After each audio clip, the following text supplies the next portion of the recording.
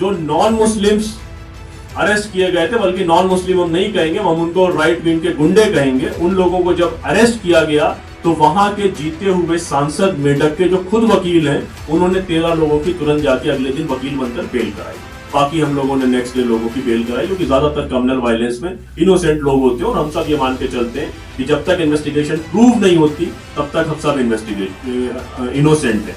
जैसा कि हिमाचल वाले मामले में मुजफ्फरनगर की जो लैब थी, उसने 2 दिन के बाद रिपोर्ट दिया कि वो बीफ नहीं था बल्कि भैंस का गोश्त था, जिसकी फोटो थी और जिसके बिहाफ पे उसकी दुकान लूट ली गई और उसको अरेस्ट कर लिया गया। या दूसरी जगह जो गोश्त के मामले हुए, जहां पर मध्य प्रदेश में कई मामले ऐसे हुए जिसमें इनिशियल एफआईआर मुसलमानों के खिलाफ करी गई और बाद में ये रिपोर्ट आई सीसीटीवी फुटेज से कि गोश्त मुसलमानों ने नहीं बल्कि राइट विंग के ऑर्गेनाइजेशंस के लोगों ने फेंका था। तो हम ये मान के चल रहे हैं कि ये सारे केसेस पॉलिटिकली मोटिवेटेड हैं, लेकिन तमाम राज्य सरकारें, चाहे उसमें हिमाचल प्रदेश की कांग्रेस की सरकार हो, उत्तर प्रदेश में योगी जी की सरकार हो, मध्य प्रदेश की भाजपा की सरकार हो या तेलंगाना में कांग्रेस की सरकार हो, तमाम सरकारें मुसलमानों को, और जैसा कि ये बताया गया कि जो मास प्रेयर संडे की क्रिश्चियंस की होती हैं, उनकी चर्चेस की प्रेयर में जिस तरह से हमले हुए हैं, ये तमाम राज्य सरकारें, चाहे वो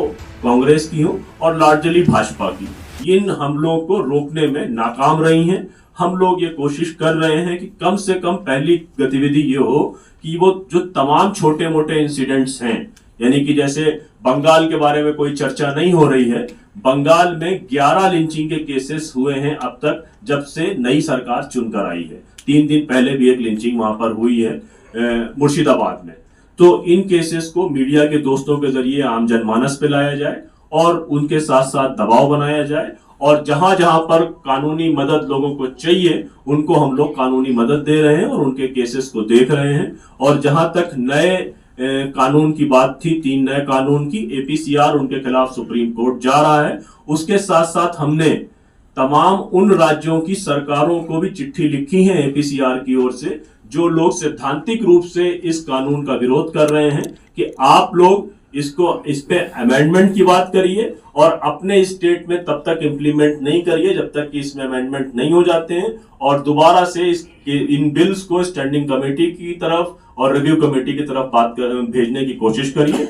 ये जितने भी केसेस मैंने बताए हैं, छत्तीसगढ़ में कोडरमा की जो लिंचिंग हुई, या मेढक का कम्युनल वायलेंस, या पाली का कम्युनल वायलेंस, या राजस्थान में जयपुर और जोधपुर के कम्युनल वायलेंस, ये सारी रिपोर्ट की सॉफ्ट कॉपी है। आप अपने मोबाइल से अगर इसको स्कैन करेंगे तो ये सारी रिपोर्ट्स आपके मोबाइल में आ जाएंगी, जिससे आपको डिटेल मालूम चल जाएगा कि ये जो केसेस के नाम गिनाए गए हैं हमारे प्रेस स्टेटमेंट्स में, उनका डिटेल रिपोर्ट आपके पास मिल जाएगा।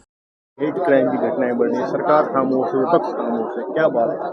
देखिए, Muslim is being punished for voting against BJP. ऐसा लग रहा है कि मुसलमानों को बीजेपी के विरोध में वोट करने की सज़ा दी जा रही है, और ये सज़ा बंगाल से लेकर हिमाचल प्रदेश तक और उत्तर प्रदेश से लेकर तेलंगाना तक दी जा रही है। हर जगह ये केसेस हो रहे हैं।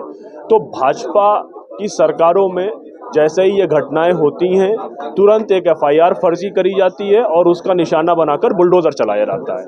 लेकिन हमको तकलीफ भाजपा और जो सरकारें ये कर रही हैं, जिसमें जो भी इस लोकतांत्रिक सेटअप में जो हमारे करने के काम है, यानी कि हम पुलिस के खिलाफ जा रहे हैं, पुलिस के ऑफिसर से मिलने की कोशिश कर रहे हैं, ज्ञापन दे रहे हैं, प्रदर्शन कर रहे हैं, और जहां पर हमको वकील लगाने पड़ रहे हैं वहां पर हम वकील लगा रहे हैं। लेकिन सवाल इस बात का है कि वो पार्टियां खामोश क्यों हैं जिन्होंने हमारा वोट लिया। मैंने एक बात इस प्रेस कॉन्फ्रेंस में कही, 2 तरीके हैं। एक तो इस देश की जनता ने जहां जहां मोदी जी ने नफरती भाषण दिए, वहां भाजपा के उम्मीदवार को हराकर ये साबित कर दिया कि वो सेकुलर है। जनता यहाँ की शर्म रखती है। लेकिन जिस तरह से अपोजिशन पार्टियों की चुप्पी है, वो ये साबित करती है कि इस देश में एक हौसलेमंद, एक हिम्मत वाली, एक सेकुलर जनता के सामने एक बेशरम खामोश विपक्ष है। हिमाचल प्रदेश की घटना जो हुई थी, उसके बाद जो मुस्लिम युवक था उस पर कार्रवाई हुई, लेकिन जो आरोपी थे जिन्होंने दुकान लूटी उनके खिलाफ कोई एक्शन नहीं हुआ। सरकार हिमाचल प्रदेश के बारे में मैंने ये कहा कि हिमाचल प्रदेश में ये पहली घटना नहीं है। हिमाचल प्रदेश के बारे में आर्टिकल 19 में एक स्टोरी कौशिक ने करी है, उसको आप पढ़िएगा। लगातार ये सिलसिला जिस तरह से उत्तराखंड में चल रहा है वैसे ही सिलसिला हिमाचल प्रदेश में चल रहा है और कई सारी घटनाएं हिमाचल प्रदेश में हुई हैं, लेकिन इन किसी भी घटना का कोई भी संज्ञान वहाँ की कांग्रेस सरकार ने नहीं लिया है। अगर उन अपराधियों को पुलिस का खौफ होता, पुलिस का डर होता, तो जावेद कुरैशी की दुकान और उसके साथ साथ 18 और दुकानें लूटी नहीं जाती। मीडिया में केवल जावेद कुरैशी की दुकान चल रही है, लेकिन हिमाचल के नाहन में 18 दुकानें लूटी गई हैं और 11 परिवार अपने बिजनेसेस को छोड़कर वापस उत्तर प्रदेश आए हैं। तो ये साबित होता है कि ये जिस तरीके से अपराधियों को सरकार का खौफ होना चाहिए, न वो झारखंड की सरकार में है, न तेलंगाना की कांग्रेस सरकार में है और न हिमाचल की कांग्रेस सरकार में है। जहाँ तक सवाल रहा उत्तर प्रदेश और मध्य प्रदेश और आसाम का, वहाँ की सरकारें बिल्कुल ही दमन पे उतारू हैं। कोई एक फर्जी केस FIR होती है कि फला मंदिर में गाय का गोश्त डाल दिया गया। मैं 10 साल से फुल टाइम एक्टिविज्म कर रहा हूँ, आज तक कोई प्रूवन केस यानी कि जिसमें अदालत ने प्रूफ किया हो कि इस मुसलमान ने गाय का गोश्त या गोश्त मंदिर में डाला है, कोई ऐसा कंफर्म नहीं है। लेकिन जस्ट FIR के बेसिस पर मांडला में, सिवनी में और जावरा में और उसके बाद उज्जैन में बुलडोजर चलाए गए। ये साबित करता है कि ये सरकारें और पुलिस एक फेक सिस्टम बनाए हुए जिसमें फर्जी FIR होती है, फिर म्युनिसिपल कॉरपोरेशन मिलकर मुसलमानों के घर गिरा देता है। और जो ये 3 बिल आए हैं, इस सिस्टम को और मजबूत और फिक्स करने के लिए लाया गया। निधि भाई ये बताएं, क्या ये जो सिलसिला है लिंचिंग का और ये जो फेक सिस्टम आने वाले दिनों में भी जारी रहेगा? हमको ये लगता है कि ये लोग और जिस तरीके से 4 जून के बाद अचानक से ही हुआ है, मैं 85% इन लोगों जो मॉब लिंचिंग की विक्टिम फैमिलीज हैं उनके घर गया हूँ। एक केसेस में वकील दिए हैं, डॉक्यूमेंट किया है। मैं मजबूती के साथ कह सकता हूं कि ये सोशल प्रॉब्लम नहीं है, ये पॉलिटिकल प्रॉब्लम है। 90% केसेस में पॉलिटिकल एंगेजमेंट, पॉलिटिकल इन्वॉल्वमेंट रहता है हर केस में और पॉलिटिकल बेनिफिट के लिए होते हैं।